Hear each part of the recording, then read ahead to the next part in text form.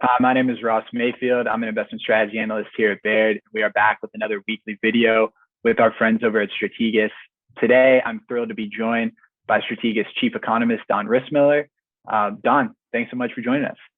Happy to be here. So we're recording this Thursday morning. We got CPI numbers, inflation data just a little over an hour ago, and second straight month of a pretty big number, expectation beating number. We can dive into it, but just off the bat, what's your big takeaway, or what's the one big thing you're watching from that report?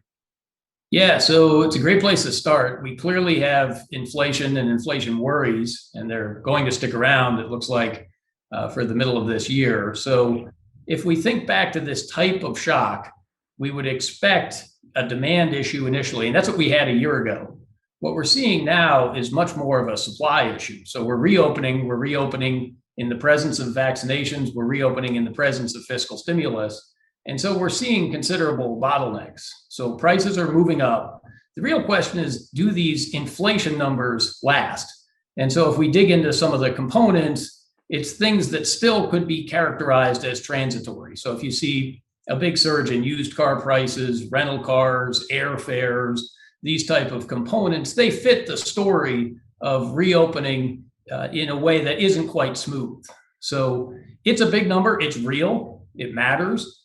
The question, I think, for monetary policymakers and therefore for investors, because what we really care about is inflation, but also will the Fed fight this inflation?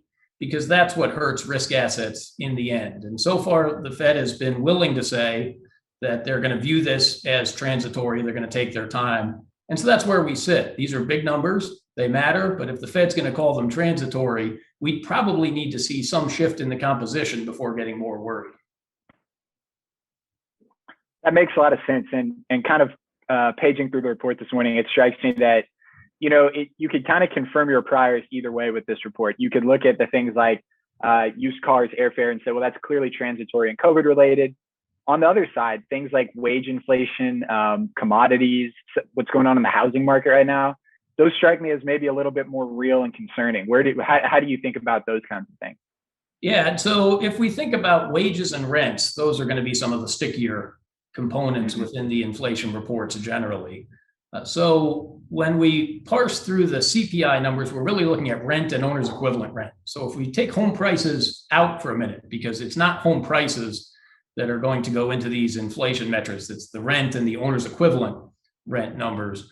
Those are moving sideways, I'd say here. So you really have not seen a big surge in the rent components. We are seeing pay numbers increase, and that's one of the ways the economy is trying to adjust to these bottlenecks. We're seeing workers work longer hours. If we look at the work week, that's up, and we're seeing some pay increases. Fortunately, those pay increases have been accompanied by productivity increases. So what we really care about are productivity adjusted wages, or if we think about that as a unit labor cost metric, it's really when wages are rising and productivity is stagnant that you get in the most trouble. So we don't have that right now. What we have is wages rising and productivity also increasing. So that's what's bailing us out. That's what's allowing GDP to get back to prior numbers, pre-pandemic numbers, even though we're missing a lot on the jobs front.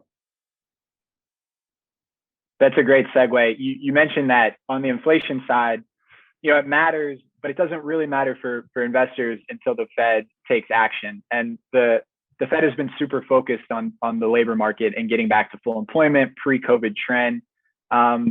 We had a jobs report that was good, it was strong, but again, fell short of expectations last week.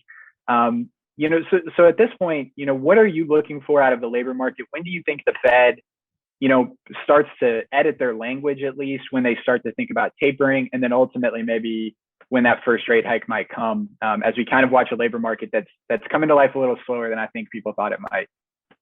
Yeah, and one of the reasons the labor market reports are disappointing is because the GDP reports have recovered faster. So we have the capacity here for the economy to grow. If we look at consumer spending, it's been running in double-digit territory. If we look at retail sales, those have moved up quite substantially. So the challenge is to get the employment situation back into something that looks like it was there pre-pandemic.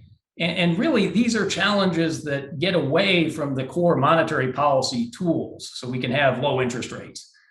we can have the Fed buying bonds, but is that really going to fix an issue of schools not being open? Is that going to fix a disincentive within the labor market? So could we have some change in the incentive structure? Could we have the pieces of the economy start to fit together better? That's really what we're waiting for. And so some of this is just time. If we wait to the next school year, we would expect a different type of pattern based on everything we've seen, that we're making progress on the health front. We have a plan. That plan is being put in place. It probably didn't make it for this educational year, but by September, there should be some changes, and that should help with labor force participation and just getting the fluidity of the economy together. It's not to say you should remove accommodation on the monetary policy side, but it's certainly a good time to talk about some sort of exit. And monetary policy is supposed to be symmetric. Monetary policy really shouldn't change your trend growth rate. The trend growth rate in the economy is going to be determined by factors that address your hours and your output per hour. That's what's going to get you to output.